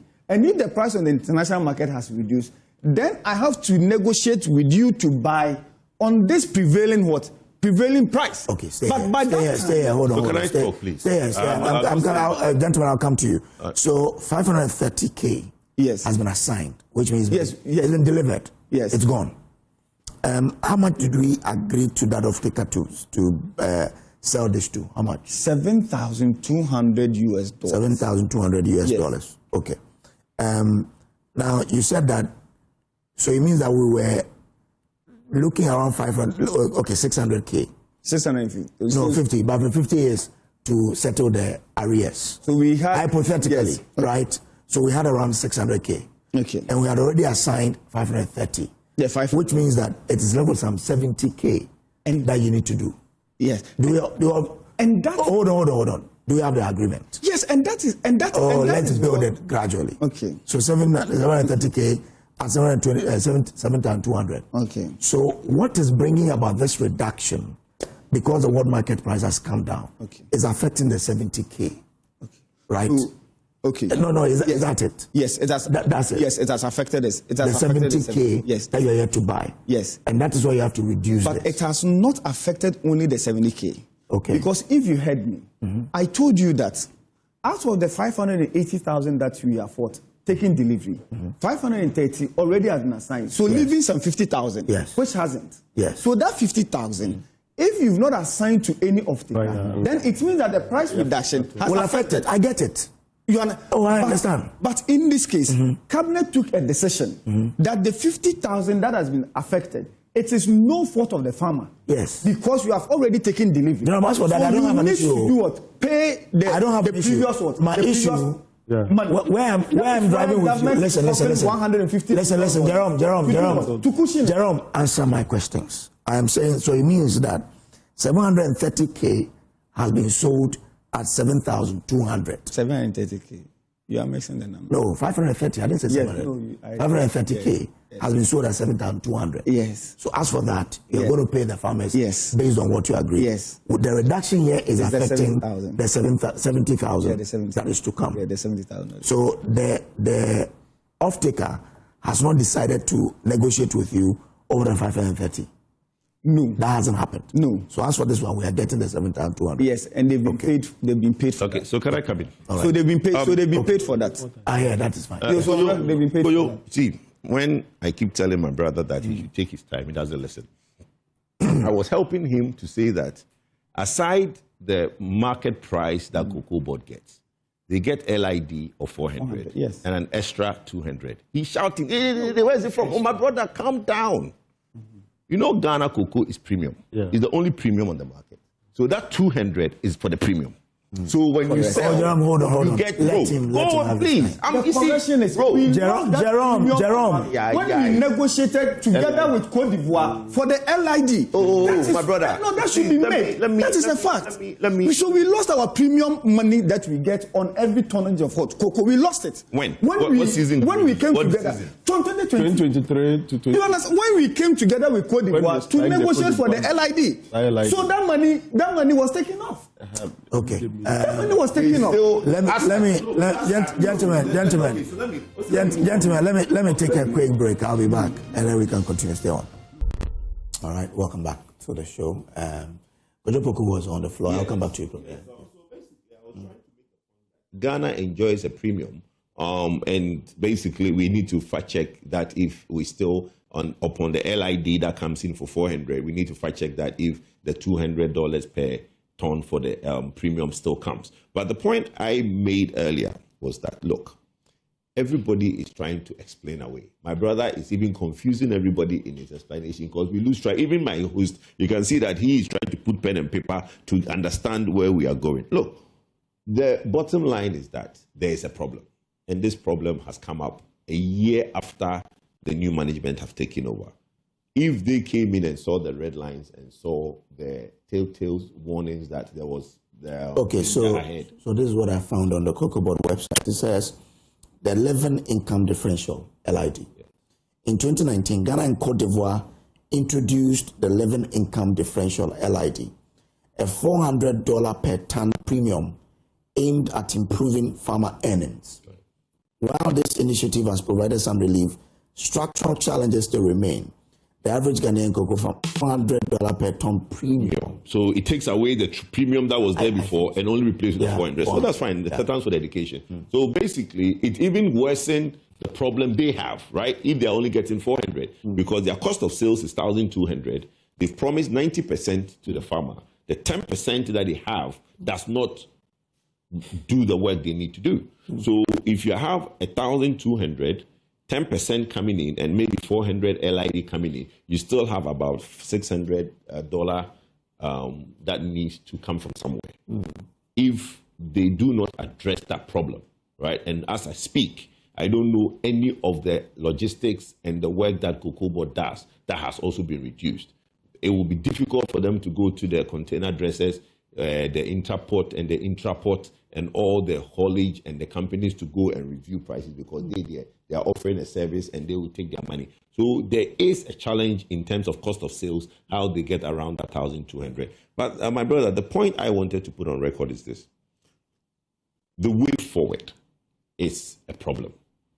We are saying, the MPP, and you heard my colleagues in Parliament saying that they need a reversal. The government should think about the farmer and at least for this season, as has been done in the past, raise money and basically cushion the farmer. If in the next cocoa season you want to announce a downwards producer price, then we can look at it. Because there are two things that's very clear. NDC is telling us that this is a very good government, this is a very good economy, all the indicators are right, it's better than the government that they inherited. But the government they inherited, when we were faced with similar problems, did not do a reduction for the farmer. Okay. We actually took money from the bonds market and gave it to the farmer. Okay. The economy that is doing well is not able to help the cocoa farmer. Okay. And when they talk about reversal, I'll come to Sam again and bring him to his own numbers he gave me earlier. But Prof.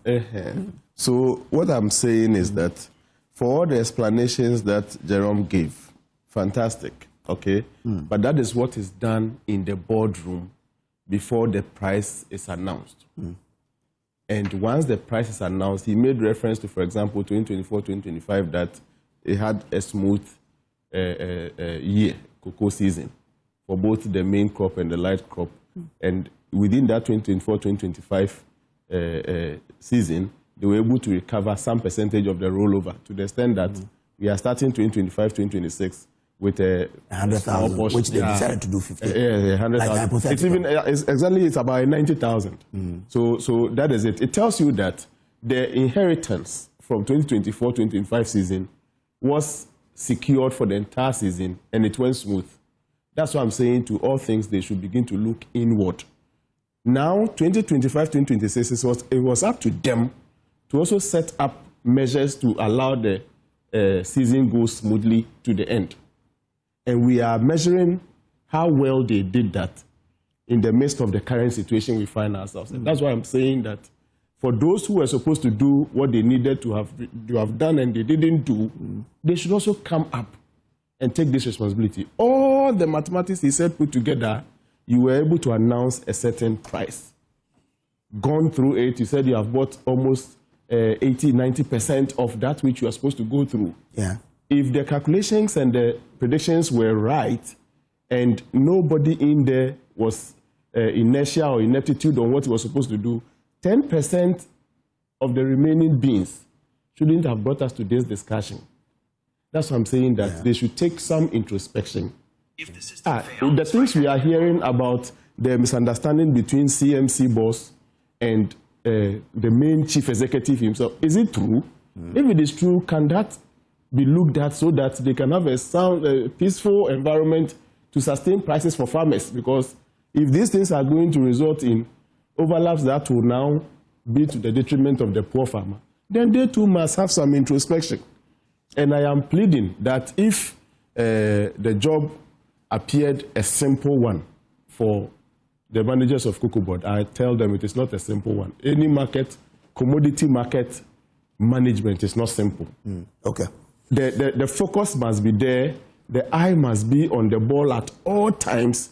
And we don't have to relax and think that when it comes worse, we will give all the reasons to make the farmer suffer. That should not be the mindset. Okay. Already the cocoa sector is challenged with the competition between the farms and the galamseyers. And rubber. And rubber. Rubber growing. Do you get it? Go to he knows that we all come from in quote, the bush. See, there's a guy who committed suicide, not now, some long time ago, when he went to his farm one day and saw galamseyers turn over all his cocoa farm into. They didn't even seek proper permission from him. It was like they were talking. And the galamseyers went with impunity to go and clear his cocoa farm because they said there is gold there, they will pay him whatever amount. He loved the cocoa, wanted to do the cocoa. They said, we will give you money, there's gold here. And before they reached an agreement, they went to ransack the entire cocoa farm. He ended up committing suicide. I wouldn't have done that, but he did that. Nobody knows. So this situation exists already. And you know very well that as part of the things we do, and I've been following Cocoa Board, you are trying to educate the people to stay on the farms, not to sell their cocoas to galamseyers and all those things. That, if those things are serious things we should be looking at, then at all times we shouldn't think. The option of letting the farmers suffer shouldn't have even come in. Let's look for money somewhere, shut them up, and wait for a good time when we can recover. Simple and short, my conclusion is that, yes, all the arguments will be advanced. But from here, Jerome, please, when you go to your management meeting, you point to yourselves and see, for the state we are in now, what did I do which I didn't do? What did I do which I shouldn't have done? What brought us here? Yes, all the things you have said is true. But I want to see a position where the institution, Cocoa Board itself, is now saying that, yes, maybe next time we wouldn't need to hoard the 10%. We will sell them off when the price is high. So forgive us. Next time we will do this, next time we will do that. And please, the day I like Randy so much, but one of the things, you came to explain that he was on leave. But, for him to have traveled to FIFA on a Farmer's Day, very, very minimal type of action. But for me, I felt it was, I saw you explaining and all those things. Maybe you didn't see the work as quite complicated. From now on, I'm sure everybody, including the experts who helps you in the trading and all those things, should take the things very, very serious. Each day, your eyes on the ball. Because you are not going to take the level where it will come down all the way to affect the farmer because of some things they couldn't have handled. See, the farmers couldn't have done all this English we are speaking here. All they wanted was a secured price, which we couldn't get. Thank you very much. Jerome, so back to the figures you gave me earlier. Now, earlier you said 530K, hypothetical, have been given to the off-taker. Yeah. Because the off-taker has been pre-financing. Yeah. Right. So where were the delayed payments then? What accounted for that? Okay. So just under 30 seconds. The fact should be established that the delay in payment was not applied to or in relation to the 530,000. Okay. Because I have explained to you that the 530,000, already it is being pre-financed. Okay. You've assigned to them. And when it is being shipped, the person brings you the remainder. Okay. So in 2024-2025, we adopted a financing model that we termed as 60-40.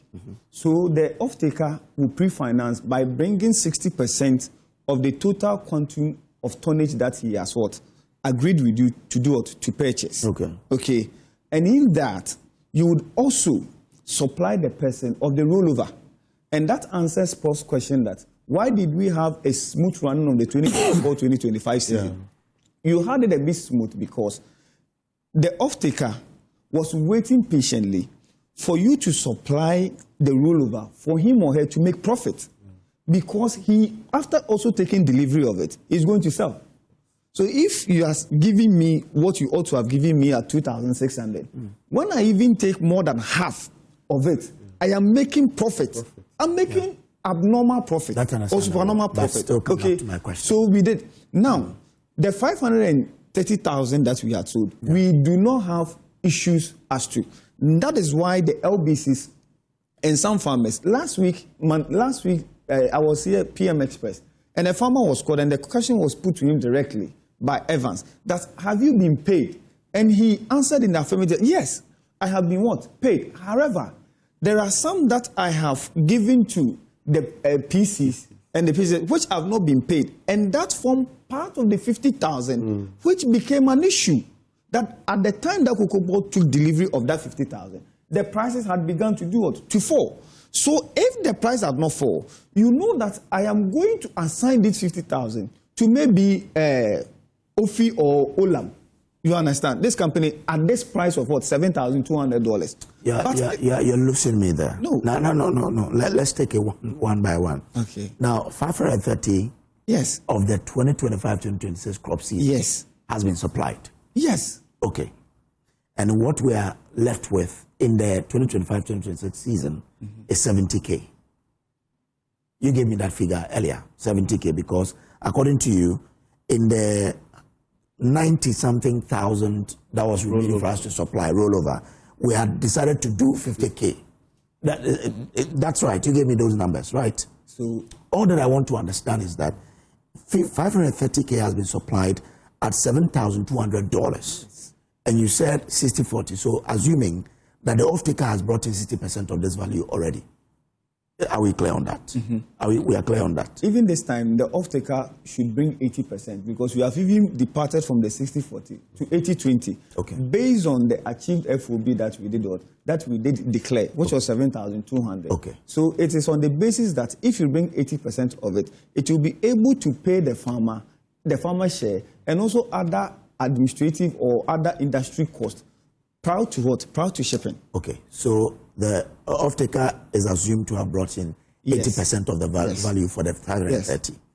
And you are saying that the farmers who are complaining of not being paid is part of the remainder of the 70K. Where is the 50K coming from? You mentioned the 50K. Yes, you did not understand. What I did say was that out of the projected 650,000 K, yes, 580,000 have been what? Have been taken out. And out of the 580,000, 530 have been assigned. Yes, leaving 50,000. Yes, I get it. And that 50,000 is what the farmer sold to the LBCs. But the LBCs, Cocoa Board took delivery of those 50,000. But unfortunately, at the time maybe Cocoa Board would assign to an off-taker, the price had reduced. For the 70,000, it has not even come to Cocoa Board at all. Okay, so let's do the numbers. So we have 530K, right? That has been given. 50K is with Cocoa Board, but has not paid for it, right? Because it's been given to the LBCs. This is 0 here, 8 here, 5 here, 580. We wanted to do 650, right? Okay, so if you take 650 out of 580 out of 650, it's left with 70K. Yes. So that is what the reduction is going to affect. Yes, that is what the reduction is affecting. Okay, so this 50K has not gone, it has not been assigned. Yes. That's what the farmers are. So this 50K. So it's going to be paid at 7,200. Because mind you, we don't sit at Cocoa Board to take some of this decision. Because this one, it is a mandate that though Cocoa Board will have to give to CMC. But looking at where the prices had reduced to, you needed the buy-in of what? Of government. Your employer. You needed the buy-in. So when government decided that, okay, I'm going to cushion you. So you go and give a mandate to sell at the prevailing price. Even though the farmer brought to you at the price of 7,200, You are to sell it at 4,200. This is the current the price. Okay. However, in order for the farmer not to be affected, I'm going to cushion you or top up for you so that you'll be able to pay the farmer what is due. What is due the farmer? Okay. Okay. Then I come back to another question. So we're left with 70K to go and mobilize from the farmers, right? Yes. Now, Cote d'Ivoire, who is our competitor, is doing 3,600. Okay. We have come to 2,500. Okay. And then Prof said something, and I think the MPP have also said it. Okay. If you are looking to mop up 70K, why don't you look for funds to make sure the farmer doesn't suffer the haircut you've given, but you are still able to sell it at the price that Cote d'Ivoire is selling, so you check smuggling. Okay.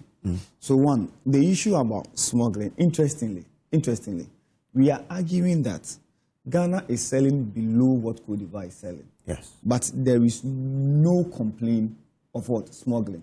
In fact, I'm telling you today. Let's move. There are no complaints of smuggling because if the prices of Cote d'Ivoire were to be in practical terms, as what we are theoretically reading, then it would have made sense that they send the produce to Cote d'Ivoire. In 2023-24 alone, do you know one reason that made us only record about 450,000? Because about 150,000 metric tons had been smuggled out of this country because of price differences. So if 2023-2024, we experience a situation like that as a result of price differences between Ghana and Cote d'Ivoire, why is it that today it is over 1,000 Ghana cedis between Ghana and Cote d'Ivoire as we are talking about? Why are we not experiencing that? But you just announced that figure. That's what I'm telling you that today. Why are we not experiencing that situation that they are taking Ghana's cocoa to Cote d'Ivoire? I'm saying to you that you just announced that figure. The difference between Cote d'Ivoire and us is just recent. Now, Last week. if for you to tell whether there's smuggling or not, it won't take just from the time the price was on for you to determine. Let me tell you, I come from Sefi also. And I know places like Atkatiso, Amwa and all that. Look, this is Ghana. This is Ivory Coast. You understand? Yes. This is Ghana, this is Ivory Coast. So for us taking our produce there, it is not a matter of taking one day. It is not a matter of taking one day. But what I'm telling you... I'm sorry, Cote d'Ivoire maintained they made the announcement over the weekend. So when we had come last week to say that we have reduced. You see, interestingly, these farmers, that's why I said Ghana, Cote d'Ivoire, because somebody goes to the wife in Cote d'Ivoire in the morning and come and sleep in Ghana in the evening. All right? This is how far we go. So it is not even for Cote d'Ivoire to officially come and do it, to make an announcement. Because when you get to Cote d'Ivoire, the cocoa is sold by what? The cocoa is sold by their cooperatives. And their cooperatives, you have even Ghanaians who are operating from where? From Cote d'Ivoire. So it does not even rest with the officials of Cote d'Ivoire, CCC, to officially come out to say that this is how much we are selling. In fact, those people who broke the alarm that the issue happening in Cote d'Ivoire is dire, much than Ghana is that. One, Cote d'Ivoire would have to do away with about 800,000 metric tons, which is that. So you don't think they'll be smuggling? Hold on, which they have no. You don't think they'll be But smuggling? the point I'm making is that on paper, we have all read a certain communique coming from CCC that they have maintained their price. However, they still want to find a way of bringing their cocoa to where? To Ghana. So if the price there is so attractive or lucrative, why is it that they want to get their cocoa here for us to do, for us to purchase? Okay, for us to purchase. So it is. I'm not going to dispute what they have put on paper because that is their official statement, which is what? Which is on paper. And that is what, as a journalist, you can make reference to, as Kojo can also make reference to. But in effect or in practical terms, what is happening in the industry is what I'm telling you. If you should Google to find out the situation in what? It won't bring about smuggling. That's what you say. It won't bring about smuggling. Okay, Kojo, can I make a quick statement? My brother says that there has been the report of smuggling. I think we have to, you see, one of the things that Cocoa Board has not averted their mind to is that when they opened the season earlier, sounds serious. Who is involved or where? When Cocoa Board opened the season earlier, they announced ahead of Cote d'Ivoire. Okay, so most likely the earlier cocoa that we got could have been from Cote d'Ivoire. There's a possibility. Because by the time that the season wasn't open, remember, there was this thing where everybody was saying that because the government has indicated that there was going to be an increase in price, people were hoarding. So Cocoa Board has to open in August to get the people to bring the cocoa, because if you say that you're going to increase price and you're waiting till October, nobody's bringing the cocoa. They're all waiting for the new season to start and take the new price. You now have to open earlier and give them the price.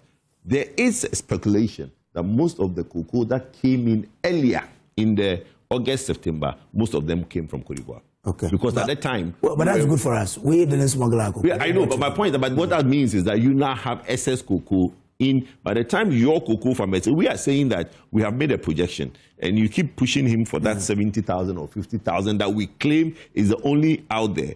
Can I assure you that there's more than 70,000 tons of cocoa out there? Okay, all right. Thank you very much, gentlemen.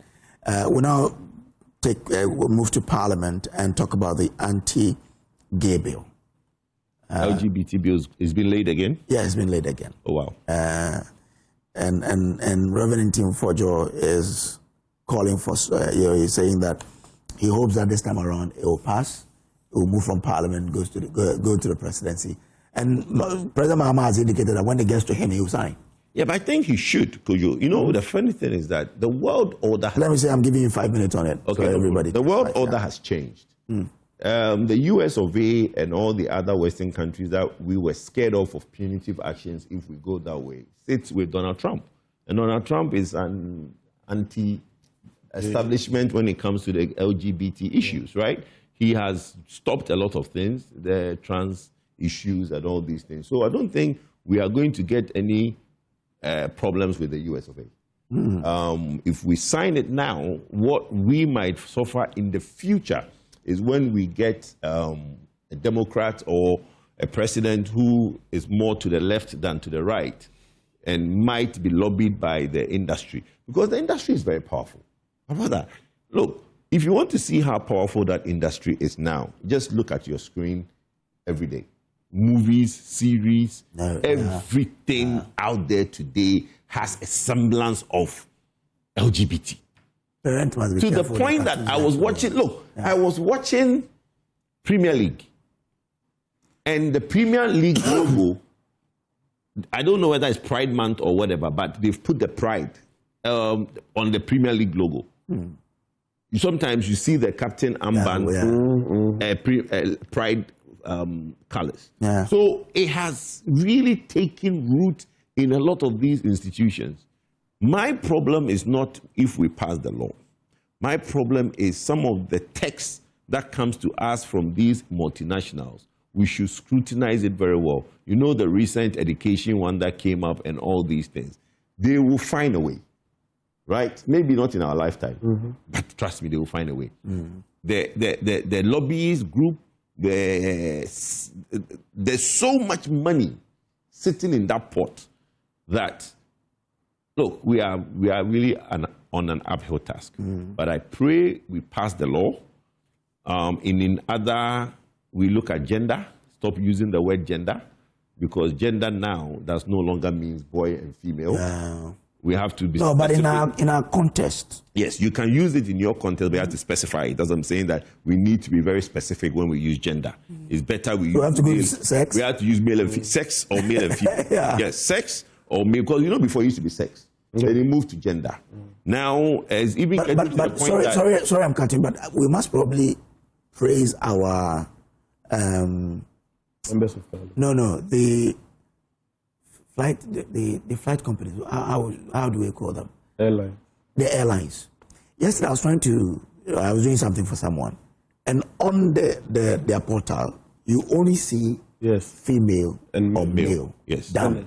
Exactly. So those things should be kept. Now, there are certain things that is gradually creeping in. You realize that now when you go to certain establishments, we no longer have male and female toilets. In Ghana? Yes. Now it's everybody enters the same place. In plenty places. You've not seen it? Oh, a lot of restaurants now, a lot of places, there's no more male and female toilets. You go, the central area where you wash your hand is a common area. Then there are 3 stools you can enter. Sometimes some of them have put male and female for 2, and male 1, but some of them have even now removed the male and female. So when you enter, anybody can enter anywhere, because they are trying to also get away from that issue of having to have other clarifications. So look, we are on the uphill task. We need the law, but the law should be seen as addressing our needs as a Ghana. We can think global and think local. We can look global and think local. And I think that's what this law will do. And I pray the president will sign it. Okay. Let me bring in Jerome here. Okay, Jerome is doing something. Prof, coming. Nice one. Yeah, so first, like Kwadwo said, we are starting Lent, and the period of fasting from now to Easter is a very solemn period, a period where we must, as a people, plead genuinely for our sins to be forgiven. And I think if there is anybody here who, by action or inaction, did anything to support or promote this thing we are discussing, it's a period for him or her to truly seek for God's own forgiveness. And I'm happy that around this time that the bill has been relayed in Parliament. I just hope that members of Parliament, left and right, will all see the need and urgency to work on this thing very, very fast. It's been laid before, just that it expired with that Parliament. So they can run through this very, very fast. We've been assured by the President that once it gets to him, he's going to sign. Mm-hmm. And let's take this thing off our table. Let's not begin to drag our feet as though we are at different ends of the subject matter. More than 99% of Ghanaians are uniform on the dislike or disaffection for this conversation. And so let's do it together as a people, and let's go straight to the point. Let's have the bill passed and see how it's going to support the fight we are on. Last time we saw pictures of some guys come to the Independence Square, come to do what they like. We see pictures of people contracting marriages for here in this republic.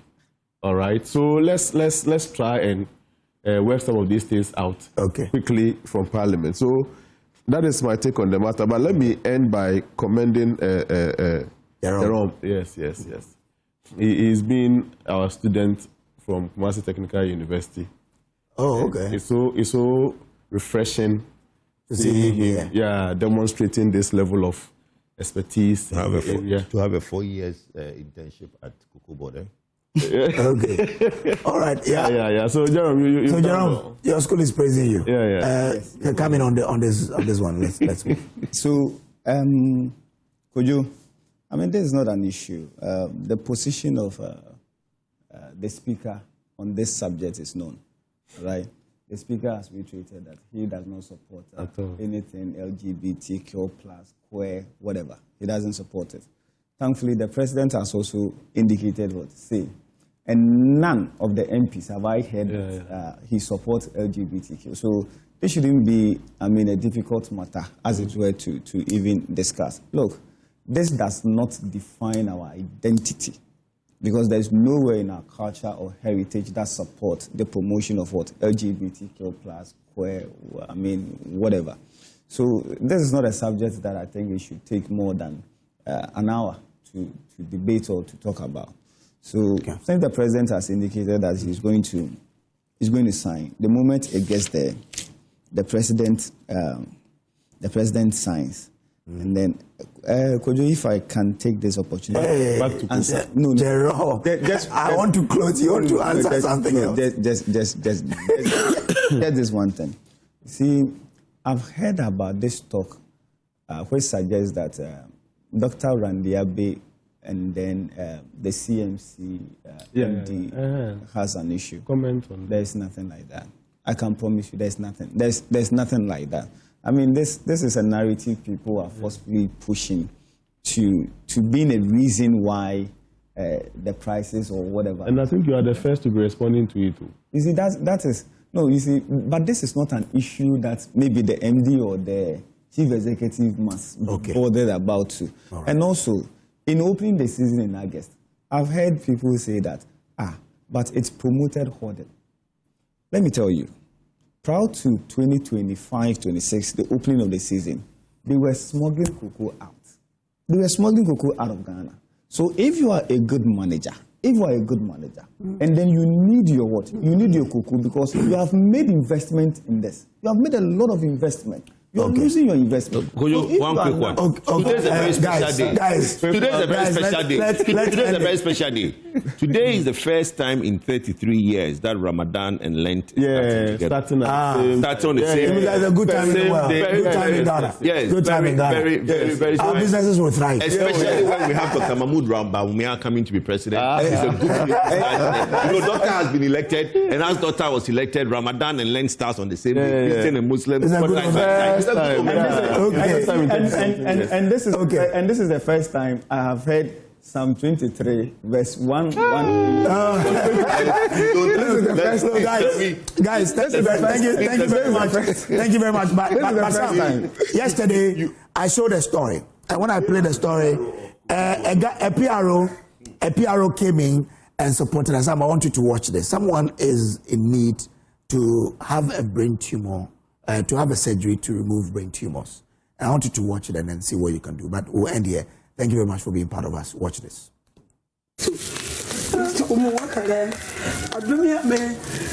Oh, Jesus. Have mercy on me and my daughter. If you don't help us, I will die leaving her behind. That is the desperate cry of Auntie Theresa, a petty trader in Hotopo, whose life has been turned upside down by her daughter's illness. Her daughter, Vida Kwadwo, was once an active seamstress, earning a living and supporting herself.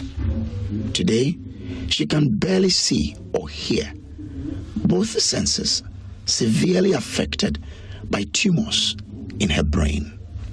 Speaking to Joy News, Vida recounts how her ordeal began and the fear that gripped her when hospital tests confirmed her worst suspicions.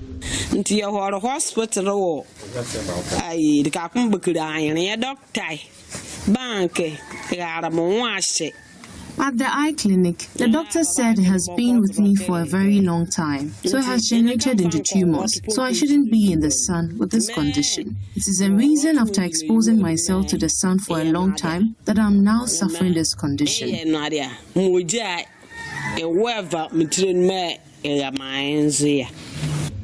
For more than a year now, Vida says her mother has become her entire support system, helping her eat, move, and even attend to nature's call.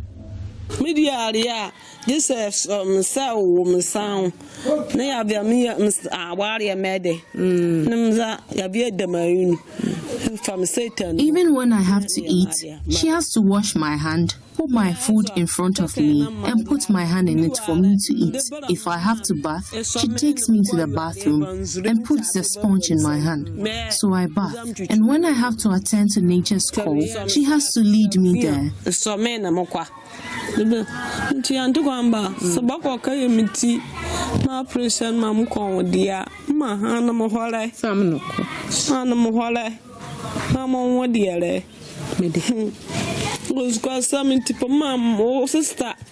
So if you are able to help get the surgery done for me to see again, please help me so I can see again. Please. They are demanding a huge sum of money that my mother cannot raise. So please, if you can help me raise it, I'll be really grateful. I'm pleading with you.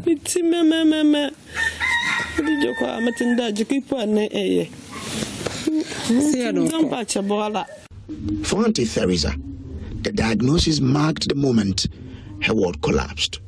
She says the thought of losing her daughter is unbearable. From the beginning, they said they wanted 200,000 cedis for the surgery. Immediately, I started rolling on the ground because there's no way that I was going to be able to raise the money. The doctor said my daughter has brought rich people's illness to the house. And they later gave me a bill of 70,000 cedis to help take care of the tumors.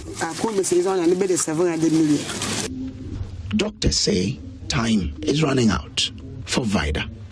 Without surgery in the next 2 months, she risks permanent loss of sight and hearing or death.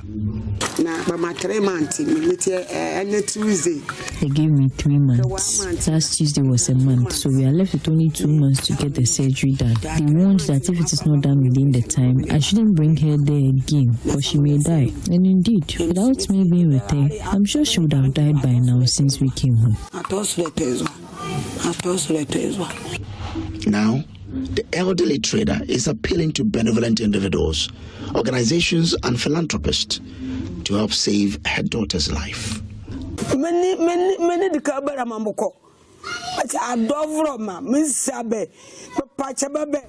don't have anyone I can go to, so loved ones, please consider myself and my daughter and help us raise the needed amount for her surgery.